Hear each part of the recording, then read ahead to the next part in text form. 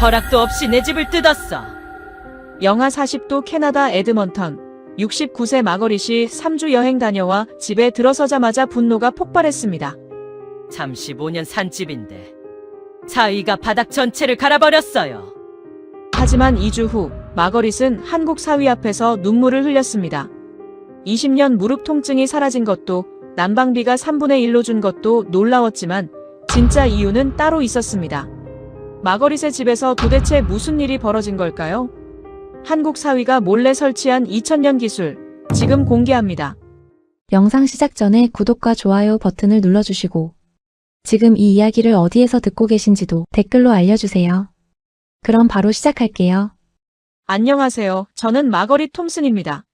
올해 69세고요. 캐나다 엘버타주 에드먼턴에서 35년째 살고 있어요. 남편은 10년 전 세상을 떠났고 지금은 혼자 살아요. 딸 수진이 하나 있는데 5년 전 한국인 남자와 결혼했어요. 그때부터 제 인생에 한국이라는 나라가 들어왔죠. 사위 준호는 서울에서 온 건축 설계사예요. 조용하고 성실한 청년이에요. 저는 42년 동안 초등학교 교사로 일했어요. 수학을 가르쳤죠. 그래서인지 모든 걸 합리적으로 판단하는 습관이 있어요. 감정보다는 사실과 데이터를 믿는 편이죠. 은퇴한 지 4년 됐는데 요즘은 집에서 책 읽고 정원 가꾸며 조용히 살아요. 에드먼턴의 겨울은 정말 혹독해요. 11월부터 3월까지 기온이 영하 20도 아래로 떨어져요. 올해 1월에는 영하 40도까지 내려갔죠. 바람까지 불면 체감 온도는 영하 50도예요. 밖에 5분만 있어도 손가락 감각이 사라져요. 제 집은 2층짜리 목조주택이에요. 1989년에 지어진 집이라 꽤 오래됐죠. 거실, 주방, 침실 2개, 욕실 하나로 구성된 전형적인 캐나다 주택이에요. 난방은 천연가스 보일러를 써요. 벽에 설치된 라디에이터가 방을 데우는 방식이죠. 문제는 이 집이 정말 춥다는 거예요. 난방을 아무리 틀어도 따뜻해지지 않아요. 온도 조절기를 22도로 설정해도 체감 온도는 15도 정도예요. 특히 바닥이 얼음장이에요. 양말 3겹 신고 실내화까지 신어야 해요. 그래도 발이 시려워요. 더 큰 문제는 제 무릎이에요. 20년 전부터 관절염이 시작됐어요. 처음엔 가벼운 통증이었는데 점점 심해졌죠. 특히 겨울이 되면 악화돼요. 매일 아침 일어날 때 무릎이 굳어 있어요. 10분 정도 주무르고 스트레칭해야 겨우 걸을 수 있죠. 계단 오르내리기가 특히 힘들었어요. 의사는 따뜻한 곳에 계셔야 한다고 했어요. 혈액순환이 잘 돼야 염증이 줄어든다면서요. 하지만 제 집에 따뜻한 곳이 어디 있나요? 진통제는 하루에 3번 먹었어요. 그래도 통증이 완전히 사라지진 않았어요. 난방비도 큰 부담이었어요. 겨울 5달 동안 매달 $450씩 나갔어요. 한국 돈으로 60만 원 정도죠. 은퇴연금으로 사는 제게는 적지 않은 돈이었어요.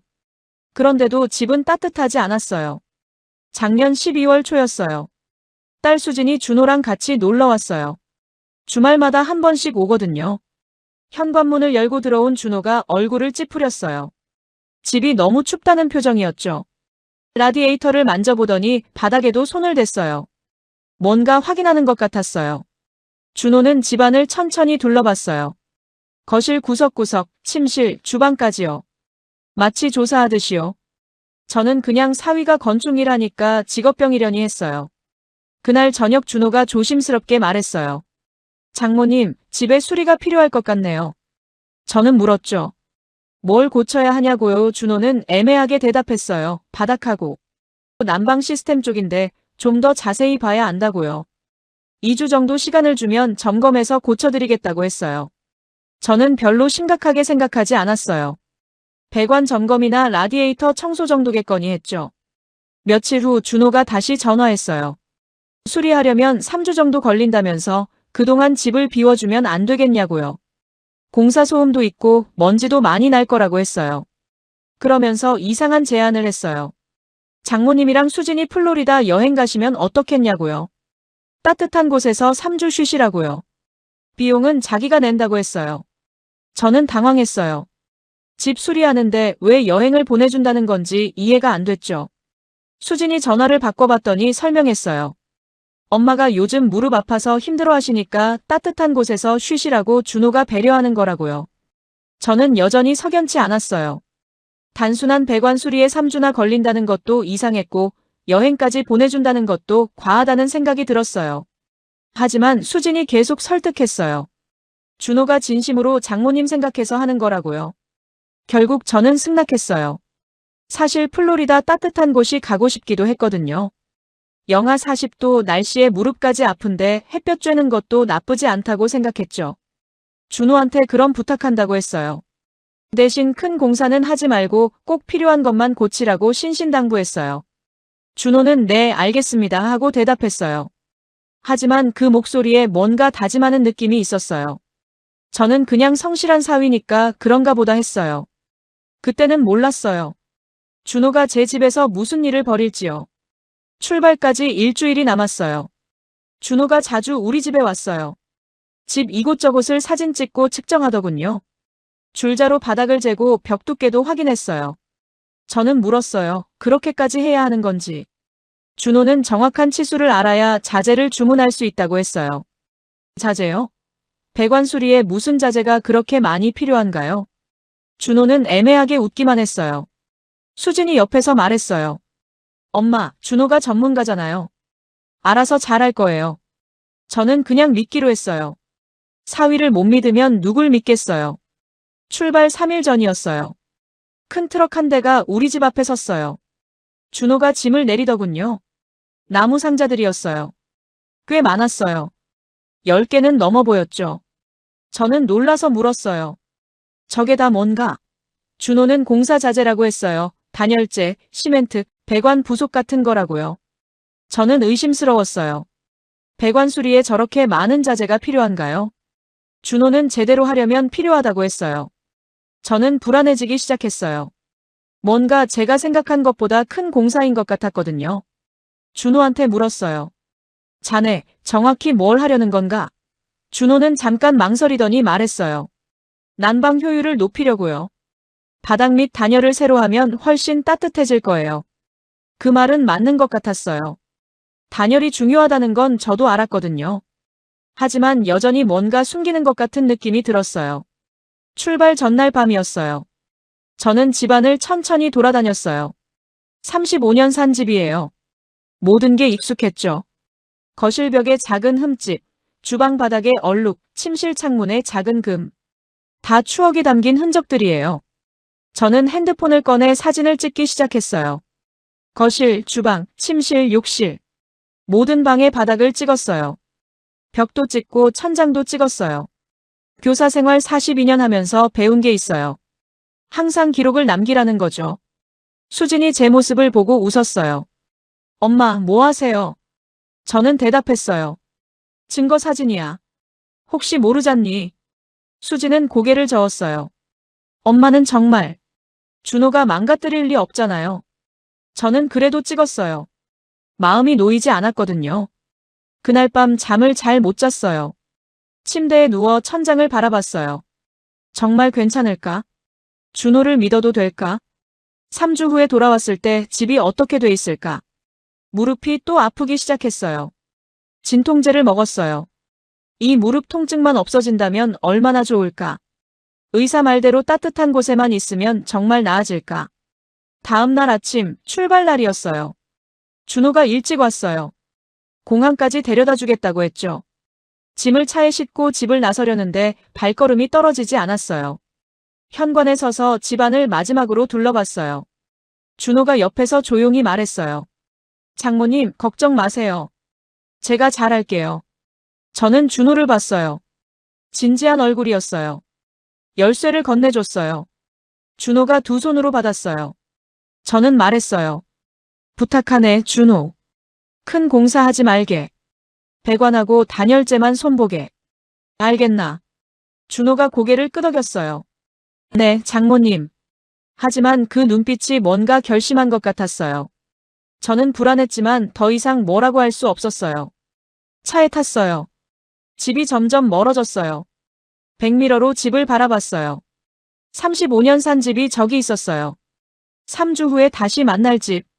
그때는 어떤 모습일까? 공항으로 가는 내내 가슴이 두근거렸어요. 설렘 반, 불안 반이었어요. 플로리다 따뜻한 곳은 기대됐어요. 하지만 집 걱정은 떨칠 수 없었어요. 공항에 도착했어요. 준호가 짐을 내려줬어요. 수진이 제 손을 잡았어요. 엄마, 걱정 마세요. 준호 믿어요. 저는 고개를 끄덕였어요. 하지만 마음 한구석은 여전히 불안했어요. 탑승 게이트로 걸어가면서 뒤돌아봤어요. 준호가 손을 흔들고 있었어요. 저도 손을 흔들었어요. 그리고 생각했어요. 이 결정이 옳은 걸까? 비행기에 탔어요. 자리에 앉아 창밖을 봤어요. 에드먼턴이 눈 아래 펼쳐져 있었어요. 어딘가 저기에 제 집이 있을 거예요. 준호가 지금쯤 집에 들어가고 있겠죠. 무엇을 시작하려고요? 비행기가 이륙했어요. 에드먼턴이 점점 작아졌어요. 저는 눈을 감았어요. 3주 후에 무엇이 기다리고 있을까요? 플로리다 마이애미는 정말 따뜻했어요. 12월인데도 낮 기온이 25도였죠. 에드먼턴의 영하 40도와는 완전히 다른 세상이었어요. 공항에서 나오자마자 따뜻한 공기가 얼굴을 감쌌어요. 코트를 벗었어요. 이렇게 가벼운 차림으로 밖을 걸은 게 몇 달 만인지 몰라요. 수진이 예약한 호텔은 해변가에 있었어요. 창문을 열면 파란 바다가 보였죠. 침대에 누워 천장을 바라봤어요. 정말 오랜만에 편안했어요. 무릎도 덜 아팠어요. 따뜻한 날씨 덕분인가 봐요. 하지만 완전히 마음을 놓을 수는 없었어요. 에드먼턴 집이 계속 신경 쓰였거든요. 준호가 지금 뭘 하고 있을까? 첫째 날 저녁 준호한테서 문자가 왔어요. 오늘부터 작업 시작했습니다. 순조롭습니다. 사진도 한 장 보내왔어요. 거실 바닥이 뜯겨 있었어요. 나무 마룻바닥이 완전히 제거된 상태였죠. 시멘트 바닥이 그대로 드러나 있었어요. 저는 깜짝 놀랐어요. 바닥을 왜 뜯는 거죠? 배관 수리에 바닥까지 뜯어야 하나요? 손이 떨렸어요. 수진한테 사진을 보여줬더니 별로 놀라지 않더군요. 준호가 미리 얘기했대요. 바닥 및 배관 상태를 보려면 마룻바닥을 제거해야 한다고요. 저는 불안했지만 참았어요. 이미 시작된 일이니까요. 둘째 날, 또 사진이 왔어요. 이번엔 침실 바닥도 뜯겨 있었어요. 주방 바닥까지요. 집 전체 바닥이 다 뜯긴 거예요. 문자에는 바닥 전체 점검 중입니다. 생각보다 상태가 안 좋네요 라고 써 있었어요. 저는 전화를 걸었어요. 준호가 받았어요. 바닥을 왜 전부 뜯었냐고 물었어요. 준호는 차분하게 설명했어요. 바닥 및 단열재가 거의 손상됐다고요. 습기도 차 있고요. 이대로 두면 곰팡이 생기고 난방 효율도 계속 떨어진다고 했어요. 그래서 어떻게 하겠다는 거냐고 물었어요. 준호는 단열재를 새로 깔고 바닥도 다시 시공하겠다고 했어요. 예상보다 공사가 커졌지만 제대로 하겠다고요. 비용 걱정은 하지 말라고요. 저는 뭐라고 말해야 할지 몰랐어요.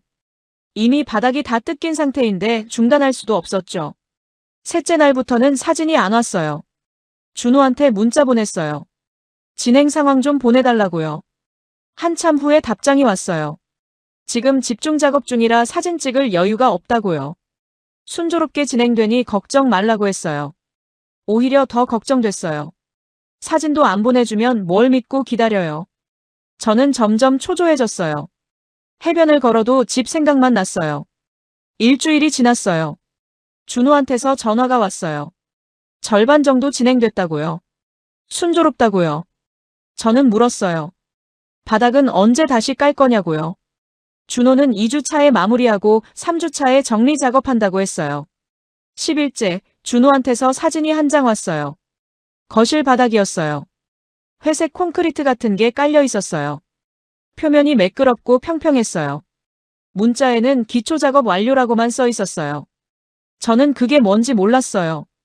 단열재 위에 시멘트를 부은 건가? 수진한테 보여줬어요. 수진도 잘 모르겠대요.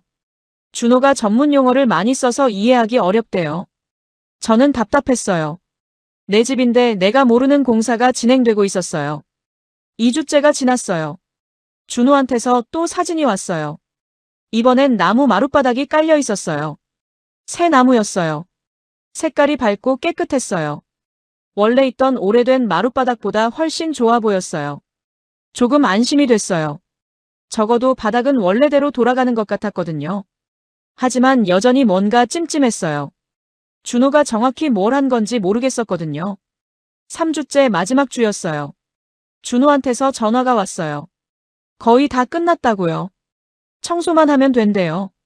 저는 물었어요. 집이 원래대로 돌아간 거 맞냐고요. 준호가 잠깐 말을 멈췄어요. 그러고는 조심스럽게 말했어요. 원래보다 훨씬 나아졌다고요.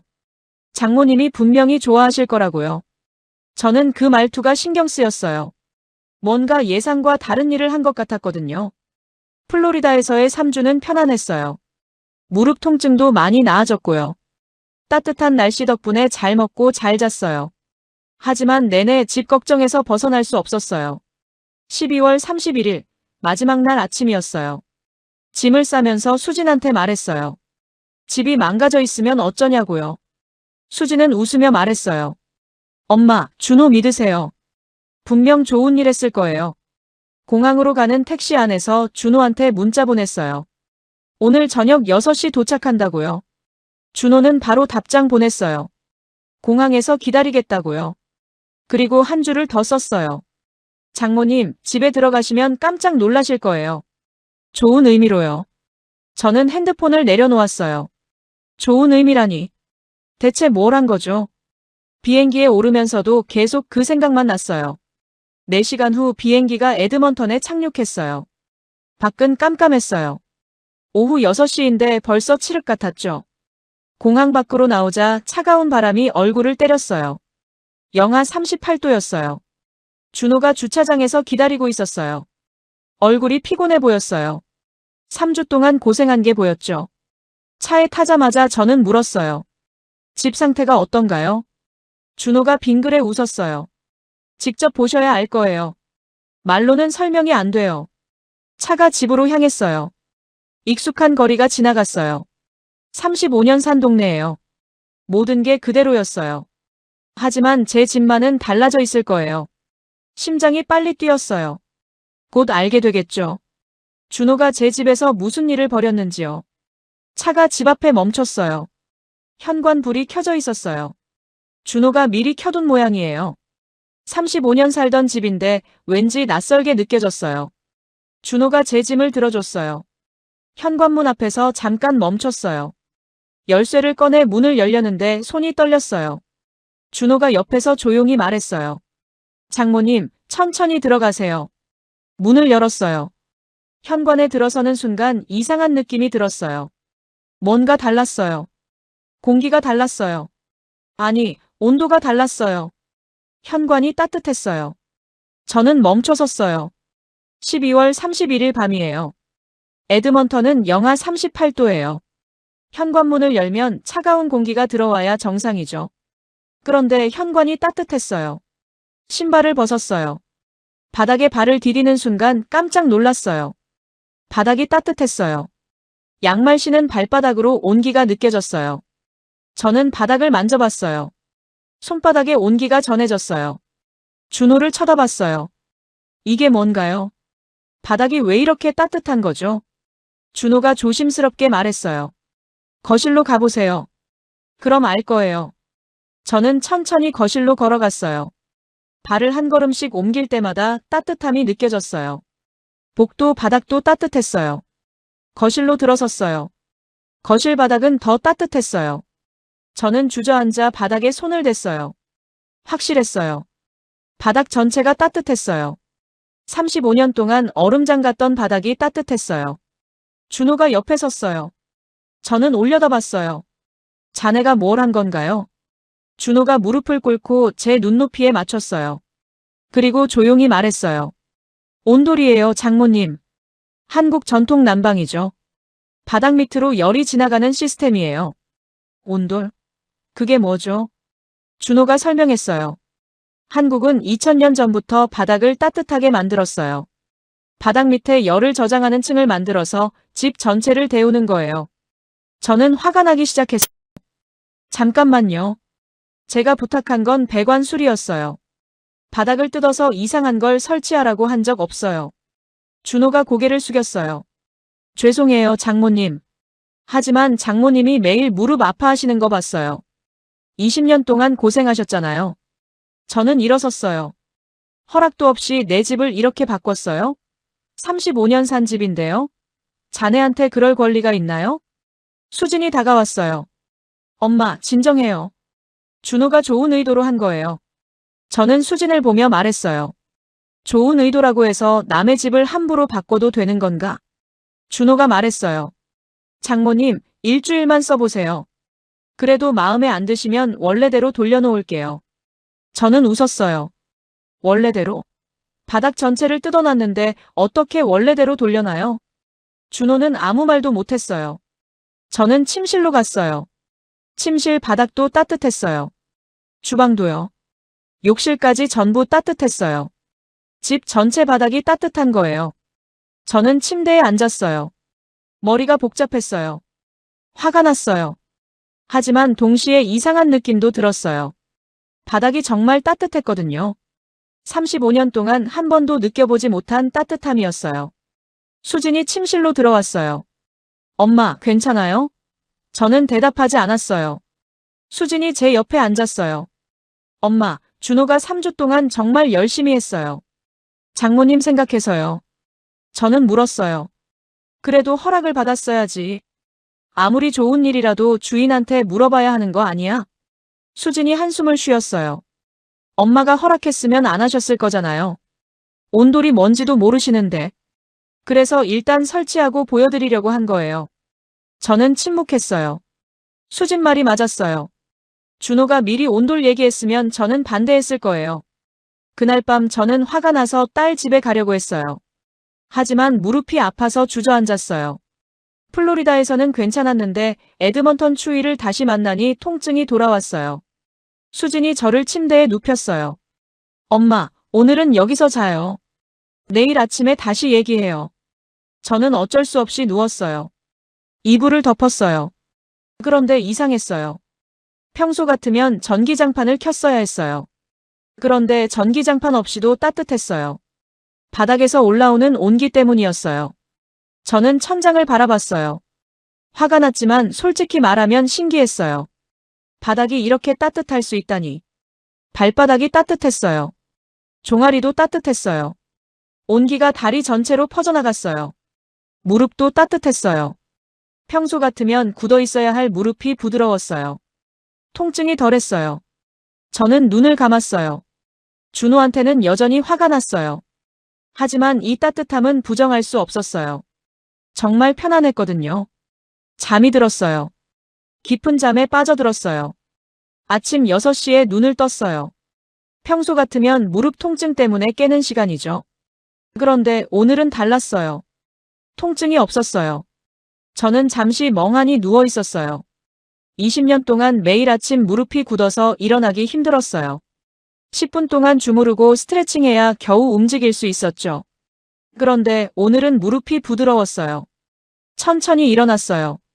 침대에서 내려와 바닥에 발을 디뎠어요. 바닥이 따뜻했어요. 발바닥에서 온기가 느껴졌어요. 몇 걸음 걸어봤어요. 무릎이 아프지 않았어요. 거실로 나갔어요. 준호가 소파에서 자고 있었어요. 제 침실을 양보한 모양이에요. 저는 조용히 주방으로 갔어요. 주방 바닥도 따뜻했어요. 맨발로 걸어도 시렵지 않았어요. 커피를 내렸어요. 커피잔을 들고 거실 창가에 섰어요. 밖은 눈으로 뒤덮여 있었어요. 온도계를 봤어요. 영하 35도였어요. 하지만 집안은 따뜻했어요. 온도 조절기를 확인했어요. 설정 온도는 18도였어요. 평소에는 22도로 설정해도 추웠는데요. 18도인데 왜 이렇게 따뜻한 거죠? 벽에 걸린 실내 온도계를 봤어요. 20도를 가리키고 있었어요. 설정은 18도인데 실내는 20도예요. 이게 어떻게 된 일이죠? 준호가 일어났어요. 눈을 비비며 소파에서 일어나더니 저를 봤어요. 장모님, 잘 주무셨어요? 저는 냉담하게 대답했어요. 자네 때문에 마음 편히 잤다고 할 순 없네. 준호가 미안한 표정을 지었어요. 저는 물었어요. 온도 조절기는 18도인데 왜 집안이 20도인가요? 준호가 다가왔어요. 온돌은 복사열이에요. 바닥에서 직접 열을 방출하죠. 같은 온도라도 체감 온도가 35도 더 높아요. 그래서 설정 온도를 낮춰도 따뜻한 거예요. 저는 믿기지 않았어요. 그럼 난방비는요? 준호가 설명했어요. 설정 온도를 4도 낮췄으니까 가스 소비량이 줄어요. 게다가 온돌은 열효율이 85%예요. 라디에이터는 50% 정도고요. 난방비가 6,070% 줄어들 거예요. 저는 어이가 없었어요. 그게 사실이라면 왜 캐나다 사람들은 안 쓰는 건가요? 한국 기술이 그렇게 좋으면 여기서도 썼겠죠. 준호가 조용히 말했어요. 캐나다 사람들은 몰라요. 온돌이 뭔지. 유럽식 라디에이터 난방만 알죠. 한국은 2000년 동안 이 기술을 발전시켰어요. 하지만 서양에는 잘 알려지지 않았어요. 저는 커피를 마셨어요. 여전히 화가 났어요. 하지만 무릎이 안 아프다는 게 신기했어요. 아침 식사를 준비했어요. 주방에서 움직이는데 무릎이 편했어요. 평소 같으면 30분만 서 있어도 아팠는데요. 오늘은 괜찮았어요. 수진이 일어났어요. 엄마, 기분 좀 나아지셨어요? 저는 대답 대신 물었어요. 자네 남편이 우리 집에 정확히 뭘 설치한 건가? 준호가 노트북을 꺼냈어요. 보여드릴게요. 화면에 도면이 나왔어요. 바닥 단면도였어요. 준호가 설명했어요. 제일 밑에 방습층을 깔았어요. 습기가 올라오는 걸 막는 거죠. 그 위에 단열재를 10cm 깔았어요. 열이 땅으로 빠져나가는 걸 막아요. 다음 화면을 넘겼어요. 단열재 위에 추결층을 만들었어요. 특수 콘크리트인데 열을 저장하는 능력이 일반 콘크리트보다 3배 높아요. 한 번 데워지면 12시간 동안 열을 붙잡고 있어요. 저는 물었어요. 그래서 난방을 끄고도 따뜻한 건가요? 네, 맞아요. 준호가 대답했어요. 추결층이 열을 저장했다가 천천히 방출해요. 그래서 에너지 낭비가 없는 거예요. 다음 화면은 온수 파이프였어요. 추결층 안에 파이프를 깔았어요. 보일러에서 나온 따뜻한 물이 이 파이프를 지나가면서 바닥을 데워요. 저는 의심스러웠어요. 파이프가 터지면 어떻게 하나요? 준호가 자신있게 말했어요. 이 파이프는 50년 보증이에요. 한국에서는 30년 넘게 쓴 온돌도 아직 멀쩡해요. 터질 걱정은 안 하셔도 돼요. 마지막 화면은 마감 바닥이었어요. 추결층 위에 나무 마룻바닥을 깔았어요. 원래 있던 것보다 좋은 나무로요. 준호가 말했어요. 총 두께가 15cm 늘어났어요. 그래서 바닥이 조금 높아졌죠. 불편하시면 문턱도 조정할 수 있어요. 저는 고개를 저었어요. 문제는 높이가 아니에요. 허락도 없이 이런 큰 공사를 했다는 거죠. 준호가 고개를 숙였어요. 정말 죄송해요. 하지만 장모님 건강을 생각했어요. 20년 동안 무릎 아파하시는 거 봤거든요. 저는 아무 말 없이 침실로 갔어요. 무릎을 만져봤어요. 평소 같으면 부어 있어야 하는데 괜찮았어요. 통증도 거의 없었어요. 거울을 봤어요. 얼굴이 평소보다 편안해 보였어요. 잠을 잘 잤나 봐요. 20년 만에 무릎 통증 없이 깊은 잠을 잤으니까요. 저는 한숨을 쉬었어요. 화가 났지만 동시에 혼란스러웠어요. 준호가 한 일은 잘못됐어요. 허락 없이 집을 바꿨으니까요. 하지만 결과는 좋았어요. 무릎이 안 아프고 집이 따뜻했으니까요. 오후에 이웃 캐롤이 찾아왔어요. 마거릿, 여행 잘 다녀왔어? 저는 거실로 안내했어요. 캐롤이 들어서더니 깜짝 놀랐어요. 어머, 집이 왜 이렇게 따뜻해? 난방장치 바꿨어? 저는 애매하게 대답했어요.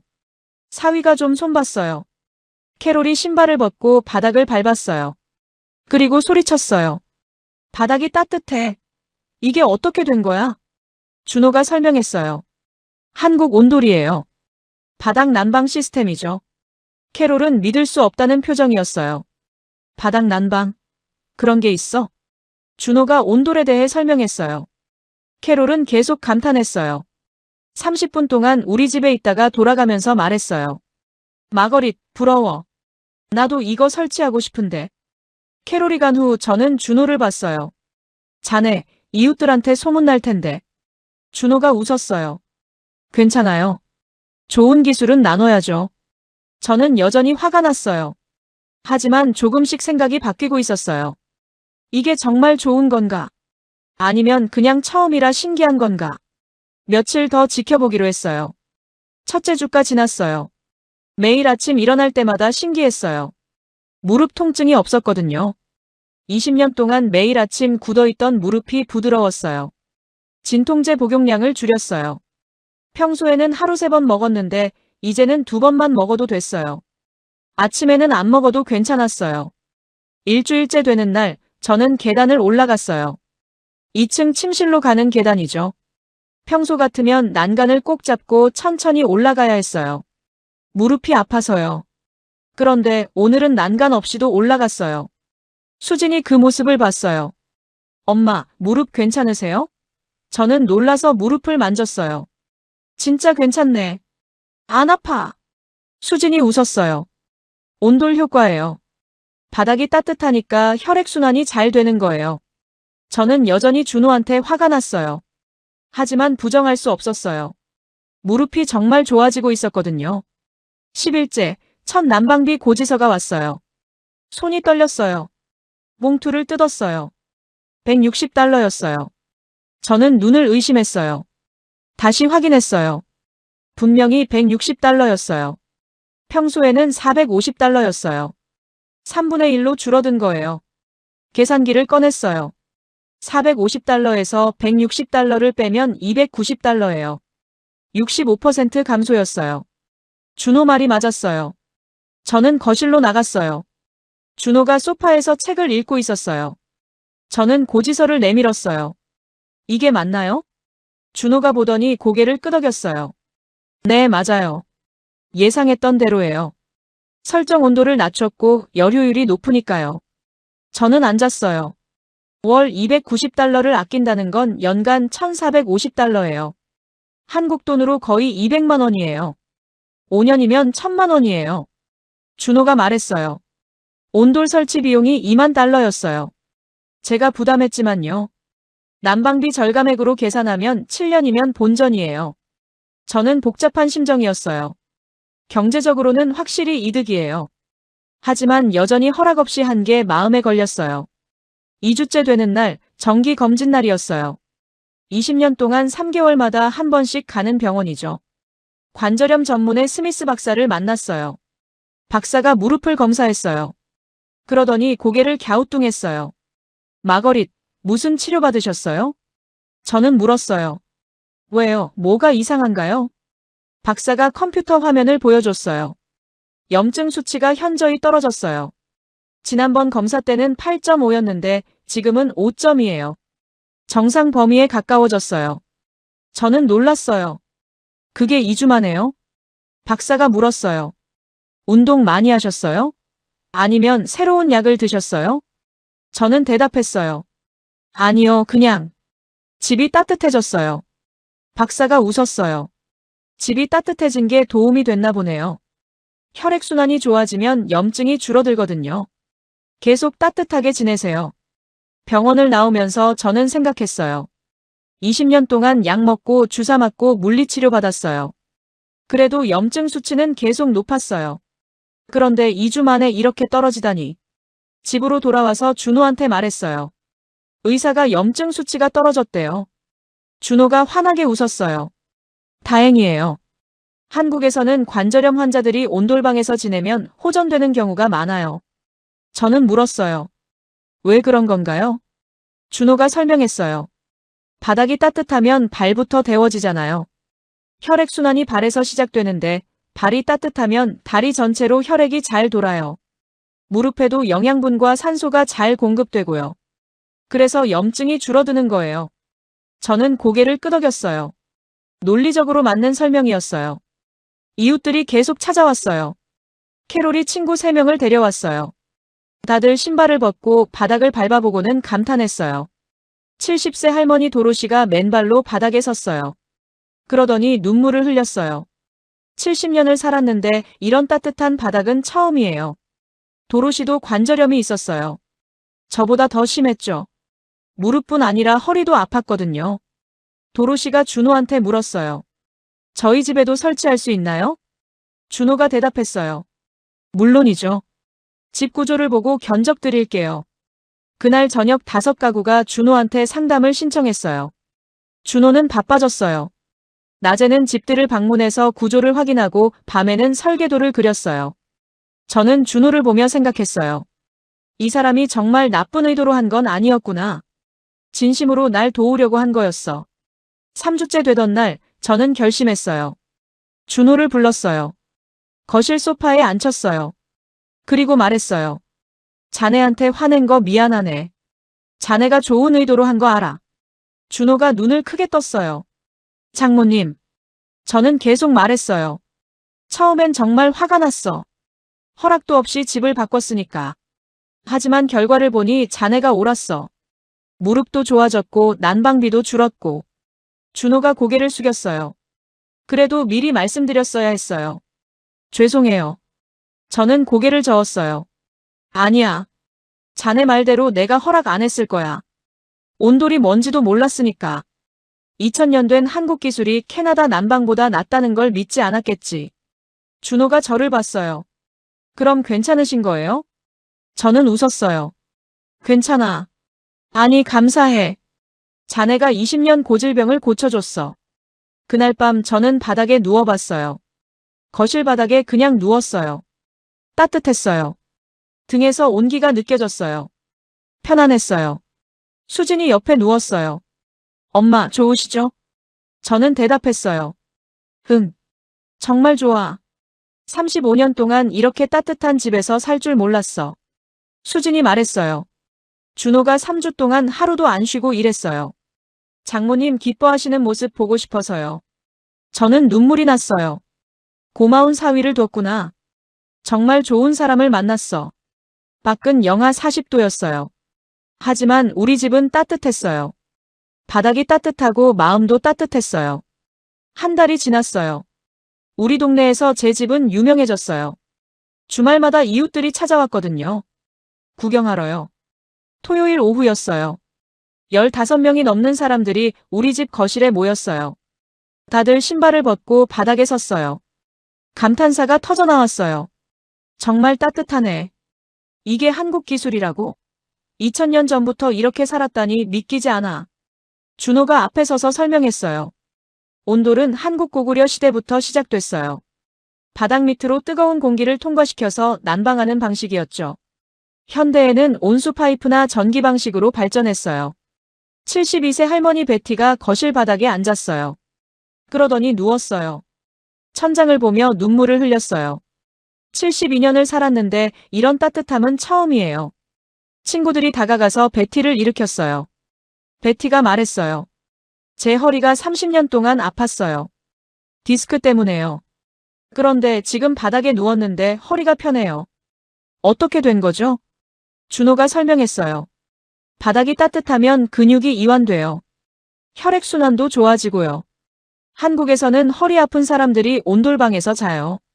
그날 베티를 포함해서 7가구가 온돌 설치를 신청했어요. 준호는 견적서를 작성하느라 밤늦게까지 일했어요. 2주 후 에드먼턴 커뮤니티 신문 기자가 찾아왔어요. 30대 여성 기자 제시카였어요.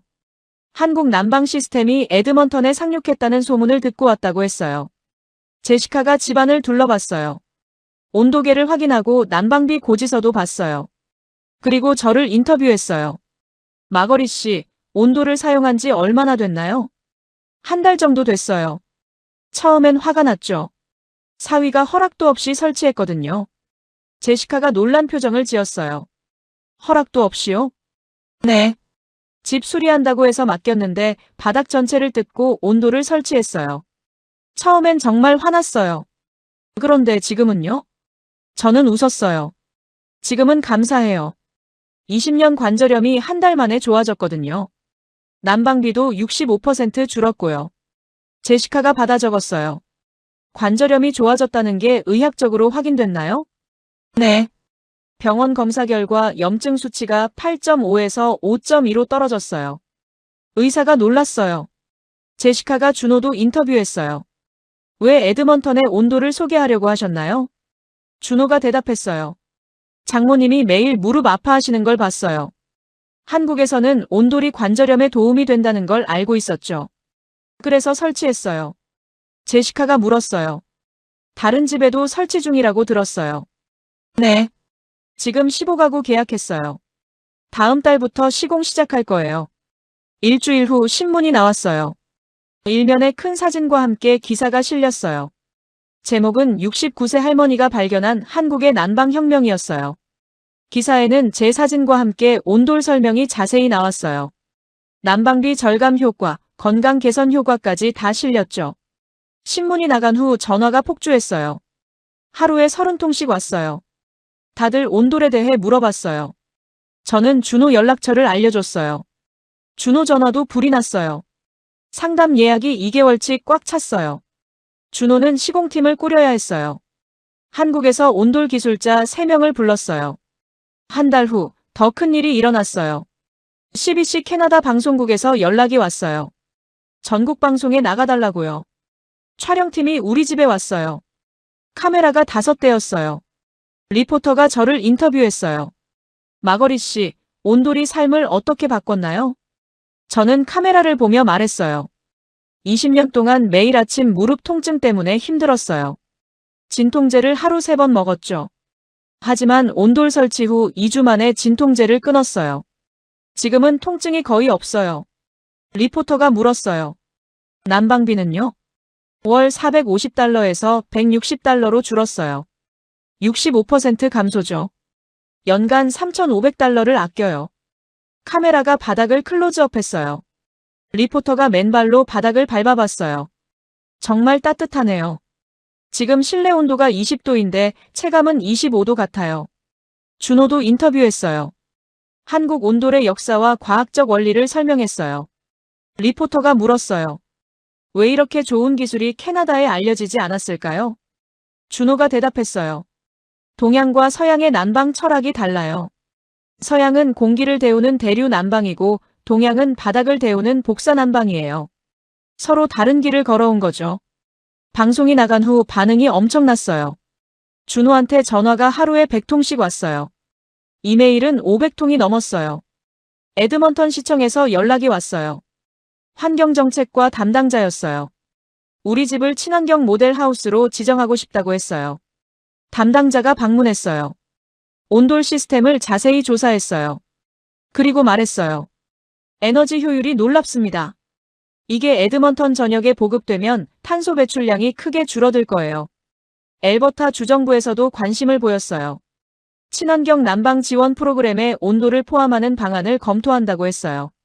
3개월이 지났어요. 에드먼턴의 25가구가 온돌을 설치했어요. 모두 만족했어요. 특히 관절염이나 허리 통증이 있던 사람들이 좋아했어요. 이웃 베티가 찾아왔어요. 온돌 설치한 지 한 달 됐대요. 베티가 말했어요. 마거릿, 30년 허리 통증이 사라졌어요. 병원 가니까 의사가 기적이라고 하더라고요. 저는 웃었어요. 기적이 아니에요. 한국 과학이죠. 그날 저녁 준호한테 말했어요. 자네 덕분에 많은 사람들이 도움받고 있네. 준호가 말했어요. 장모님 덕분이에요. 장모님이 용서해 주시고 좋아해 주셔서 이렇게 퍼진 거예요. 저는 고개를 저었어요. 아니야. 자네가 용기 내서 설치한 거지. 자네가 아니었으면 난 아직도 무릎 아파하고 난방비 때문에 고민했을 거야. 밖은 영하 42도였어요. 에드먼턴 역사상 가장 추운 겨울이었죠. 하지만 우리 집은 따뜻했어요. 그리고 이제 에드먼턴 25가구가 함께 따뜻했어요. 6개월이 지났어요. 지금은 2025년 6월이에요. 에드먼턴의 여름은 따뜻하고 아름다워요. 하지만 저는 벌써 다음 겨울을 기대하고 있어요. 온돌과 함께하는 두 번째 겨울이니까요. 에드먼턴에 온돌을 설치한 집이 80가구가 됐어요. 준호는 회사를 차렸어요. 이름은 코리언 O&DOL 시스템즈 캐나다예요. 직원이 15명이에요. 한국 기술자 5명, 캐나다 시공팀 10명이죠. 엘버타 주정부가 발표를 했어요. 친환경 난방 지원 프로그램에 온돌이 공식 포함됐어요. 온돌을 설치하는 가정에 최대 5,000달러를 지원해준대요. 에너지 효율이 높은 난방 시스템이라고 인정받은 거예요. 저는 이제 유명 인사가 됐어요. 길을 걸으면 사람들이 알아봐요. 온돌 할머니라고요. 처음엔 쑥스러웠는데 이제 익숙해졌어요. 4월에는 캐나다 건축협회에서 초청이 왔어요. 준호가 강연을 했어요. 저도 함께 갔어요. 토론토 컨벤션 센터였어요. 청중이 500명이 넘었어요. 준호가 무대에 올라 발표를 시작했어요. 한국 온돌의 역사, 과학적 원리, 에너지 효율, 건강 효과를 설명했어요. 발표가 끝나고 질의응답 시간이었어요. 한 건축가가 손을 들었어요. 왜 이렇게 좋은 기술이 지금까지 캐나다에 알려지지 않았습니까? 준호가 대답했어요. 문화적 차이 때문입니다. 서양은 공기를 데우는 난방에 익숙했어요. 바닥을 데운다는 개념 자체가 낯설었죠. 하지만 이제 알게 됐잖아요. 늦었지만 지금이라도 알게 된 게 다행입니다. 청중들이 박수를 쳤어요. 또 다른 사람이 물었어요. 설치 비용이 부담되지 않습니까? 준호가 대답했어요. 초기 비용은 $20,000 정도입니다. 하지만 난방비 절감으로 78년이면 회수할 수 있어요. 그 이후는 계속 이득이죠. 게다가 이제 주정부 지원금이 있어서 부담이 줄었어요. 발표 후 30명 넘는 건축가들이 준호에게 명함을 줬어요. 다들 온돌에 관심이 많았어요. 5월에는 CBC에서 특집 다큐멘터리를 만들었어요. 60분짜리 프로그램이었어요. 다큐멘터리에는 제 이야기가 중심이었어요. 20년 관절염, 준호의 몰래 설치, 처음의 분노, 그리고 기적 같은 회복까지요. 제 병원 검사 결과도 나왔어요. 염증 수치가 8.5에서 3.8까지 떨어진 거요. 거의 정상 수치예요. 다큐멘터리에는 다른 가정들도 나왔어요. 베티 할머니는 30년 허리 통증이 사라졌다고 증언했어요. 45세 싱글맘 샤론은 난방비가 70% 줄어서 아이들 교육비에 쓸 수 있게 됐다고 했어요. 준호의 인터뷰도 나왔어요. 장모님을 사랑했기 때문에 용기 낼 수 있었다고 했어요. 허락 없이 한 건 잘못이지만 결과적으로 많은 사람을 도울 수 있어서 감사하다고요. 마지막 장면은 저였어요. 거실 바닥에 앉아서 카메라를 보며 말했어요. 저는 69세 은퇴교사예요. 35년 동안 추운 집에서 살았어요. 20년 동안 무릎 통증으로 고생했죠. 한국 사위가 몰래 온돌을 설치했을 때 정말 화가 났어요. 하지만 지금은 감사해요. 제 인생이 바뀌었거든요. 카메라가 창밖을 비췄어요. 이웃집들이 보였어요. 내레이션이 흘러나왔어요. 마거릿의 집에서 시작된 온돌 혁명은 이제 에드먼턴 전역으로 퍼지고 있습니다. 다큐멘터리가 방송된 후 반응이 폭발적이었어요. 온타리오, 브리티시 컬럼비아, 매니토바에서 문의가 쏟아졌어요. 준호는 캐나다 전역으로 사업을 확장할 계획을 세웠어요. 미국에서도 연락이 왔어요. 미네소타, 위스콘신, 알래스카 같은 추운 지역에서요. 준호는 내년에 미국 진출을 고려하고 있어요. 저는 이제 온돌 홍보대사 같은 역할을 해요. 한 달에 2~3번은 집을 방문하고 싶다는 사람들을 맞아요. 다들 신발을 벗고 바닥을 밟아보고는 놀라워해요. 어제도 30대 젊은 부부가 왔어요. 2살배기 아이와 함께요. 아이가 거실 바닥에서 기어다녔어요. 엄마가 말했어요. 우리 아이가 바닥이 차가워서 항상 양말 신고 있었는데 온돌 있으면 맨발로 놀 수 있겠네요. 저는 웃으며 말했어요. 한국 아이들은 다 바닥에서 놀아요. 따뜻하니까요. 무릎은 완전히 나았어요. 6개월 전 마지막 진통제를 먹은 후로 한 번도 안 먹었어요. 계단도 뛰어 올라가요. 정원 가꾸기도 무릎 꿇고 할 수 있어요. 20년 만에 처음이에요. 지난주 의사검진에서 스미스 박사가 말했어요. 마거릿, 기적이에요. 염증 수치가 정상이에요. 약도 필요 없어요. 저는 웃으며 말했어요. 기적이 아니에요. 한국 온돌이에요. 오늘 아침 준호와 수진이 놀러 왔어요. 거실에 앉아 커피를 마셨어요. 준호한테 말했어요. 자네가 6개월 전에 몰래 온돌 설치하지 않았으면 어땠을까? 아마 난 아직도 무릎 아파하고 난방비 때문에 고민했겠지. 준호가 웃었어요. 그때 정말 떨렸어요. 장모님이 너무 화내시면 어쩌나 싶었죠. 저는 준호 손을 잡았어요. 자네 용기 덕분에 내 인생이 바뀌었어. 그리고 에드먼턴 80가구 인생도 바뀌었고. 고마워, 준호. 수진이 눈물을 글썽였어요. 엄마, 준호가 정말 고민 많이 했어요. 장모님 화내실까봐요. 저는 웃었어요. 화냈지. 처음엔 정말 화났어. 하지만 결과가 증명했잖아. 좋은 결정이었다고. 창밖을 봤어요. 6월 햇살이 따뜻했어요. 정원에 장미가 피었어요. 아름다운 여름이에요. 하지만 저는 겨울이 기다려져요. 온돌과 함께하는 따뜻한 겨울이요. 영하 40도 바깥 날씨에도 집안에서 반팔 입고 지내는 겨울이요. 69세에 제 인생이 바뀌었어요. 늦지 않았어요. 한국 사위 덕분에 새로운 삶을 시작했어요. 그리고 그 변화가 에드먼턴 전체로 퍼지고 있어요. 이게 온돌의 힘이에요. 2000년 한국 지혜의 힘이에요. 캐나다 겨울을 따뜻하게 만들고 사람들 건강을 되찾아주고 에너지도 절약하게 해주는 기술이에요. 저는 마거릿 톰슨이에요. 69세 은퇴 교사이자 온돌혁명의 시작점이에요. 그리고 이 이야기를 여러분과 나눌 수 있어서 행복해요. 여러분, 마거릿의 이야기 어떠셨나요?